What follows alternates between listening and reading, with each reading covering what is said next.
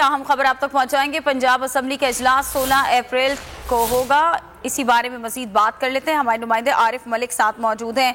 आरिफ, बताइएगा, पंजाब असम्बली का इजलास होने जा रहा है 16 अप्रैल को, क्या बताएंगे आप? जी, ये इजलास है वो 6 अप्रैल को जो है बुलाया गया था, लेकिन अब जो है डिप्टी स्पीकर ने ये इसकी मौखर कर दिया, इसे मुलतवी कर दिया इजलास को। ये अब 16 अप्रैल को जो है इजलास होगा, जिसमें वज़ीर आला का जो है इंतखाब किया जाएगा।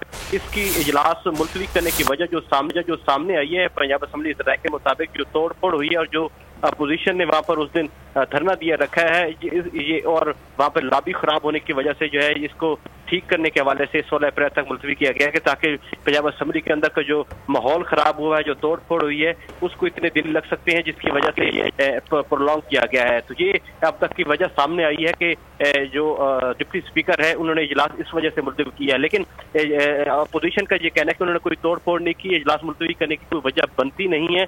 ये सिर्फ और सिर्फ अगर कोई सिंदरी गिरी है तो उसके इतने दिन नहीं लग सकते कि वो दिन जो है वो लगा दे। बहुत शुक्रिया अदा करने के लिए। सब्सक्राइब करें और बेल दबाएं ताकि कोई खबर रह न जाए।